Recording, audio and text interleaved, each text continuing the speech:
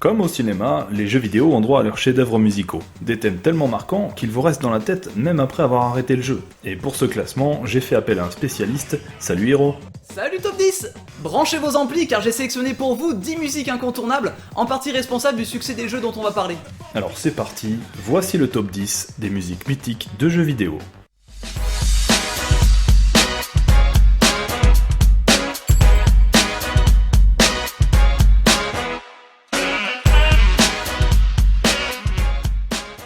Numéro 10, Doom à Doomsgate. Ce jeu est sorti en France en 1993 sur PC et a marqué des générations de joueurs, notamment avec cette musique.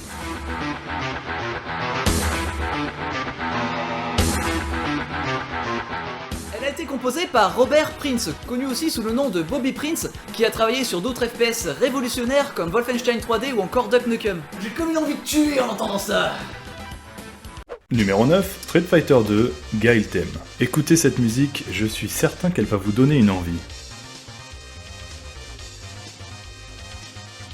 La bagarre. Ouais, enfin surtout de rebrancher votre Super Nintendo pour rejouer au jeu de combat, souvent considéré comme étant le meilleur de tous les temps, Street Fighter 2. Et étonnamment, son auteur est une femme, Yoko Shimomura. Une suédoise? Mais non, une japonaise. Elle a bossé pour Kingdom Hearts, Parasite Eve et prochainement pour Final Fantasy XV. On écoute là le thème de Guile, une musique tellement épique qu'elle est devenue un mème. C'est vrai qu'elle colle toujours à l'action.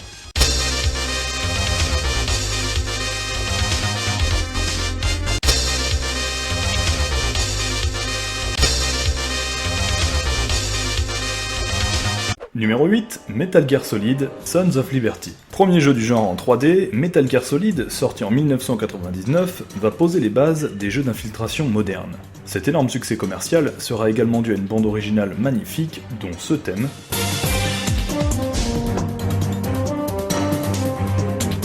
Il s'agit du thème principal, composé par... Tapi. Vous dites des choses qui sont pas vraies. Mais non, Top 10, pas celui-là.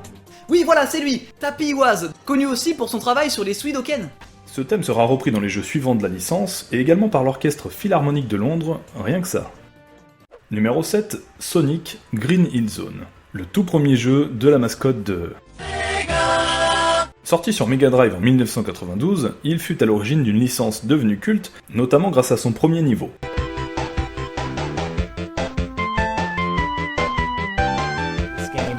De cette musique, Masato Nakamura, qui ne composera jamais plus pour une autre licence de jeu, mais qui sera connu pour son groupe de rock Dreams Come True. Ah, c'est pas connu ça. Ouais, c'est vrai, c'est pas connu en fait. Numéro 6, Final Fantasy X, To Zanarkand. Considéré après l'épisode 7 comme l'un des épisodes les plus incontournables de la saga, FFX est sorti en 2002 sur PS2. Comme à son habitude, Square Enix a travaillé la bande son avec des titres comme To Zanarkand.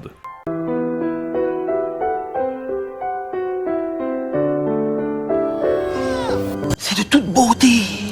Elle est composée par le grand maître Nobuo Uematsu, qui signera la plupart des musiques de la licence. Mais faut vraiment être une mauviette pour écrire ce genre de musique. Détrompe-toi, il est aussi membre d'un groupe de métal. Numéro 5, Morrowind, Nerevar Rising. The Elder Scrolls 3, Morrowind est un jeu à la première personne offrant une liberté gigantesque. En liberté! Oh, en liberté! Sorti en 2002, ce jeu est muni d'une bande-son magnifique. Écoutez plutôt.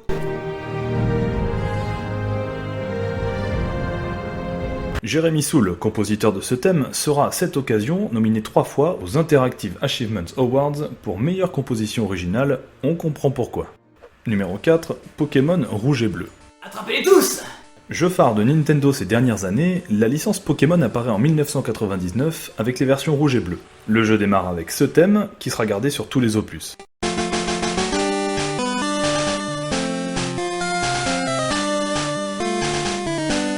Oh mais arrêtez, hein, je vais mettre un dégobillé sur la table ronde. Bon, d'accord, la version Game Boy pique un peu les oreilles, mais il s'agit du thème emblématique de la licence. Le compositeur, Junichi Masuda, sera aussi programmeur, superviseur, responsable des effets sonores, bref, pas peur de bosser le mec.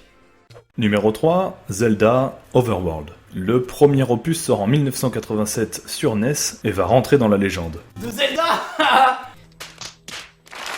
Le thème principal Overworld tourne d'ailleurs en boucle dans le premier jeu, autant vous dire que ça reste dans la tête. Le compositeur n'est autre que Koji Kondo, connu aussi pour son travail incontournable sur Star Fox 64, Super Smash Bros ou encore Duck Hunt. Ouais, il a un CV plutôt bien rempli. Numéro 2, Super Mario Bros. Notre petit plombier moustachu, mascotte de Nintendo, débarque en 1987 sur NES. Ce jeu de plateforme devient alors aussi mythique que la musique du premier stage. Qu'est-ce que c'est que ce monde là? C'est quoi le projet?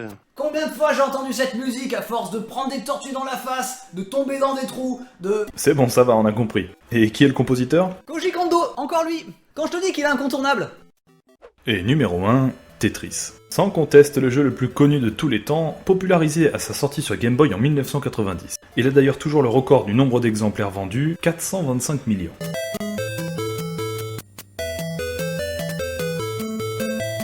Je suppose que le compositeur est devenu riche, non? Bah là, je suis un peu embêté parce qu'il y en a pas vraiment. En fait, Alexei Pajitnov, le créateur de Tetris, s'est largement inspiré de chants traditionnels russes pour les musiques de son jeu, dont le thème principal, largement inspiré de l'œuvre de Nikolai Nekrasov, Korobeiniki.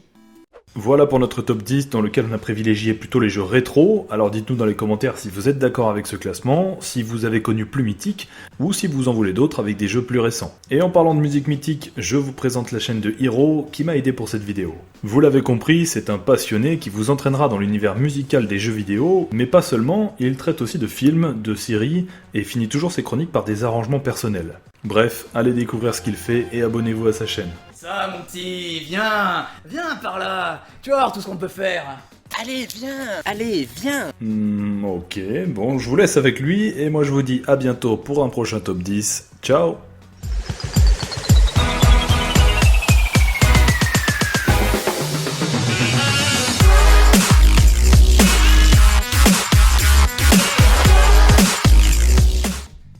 Mais t'es encore là? Je t'ai dit de venir.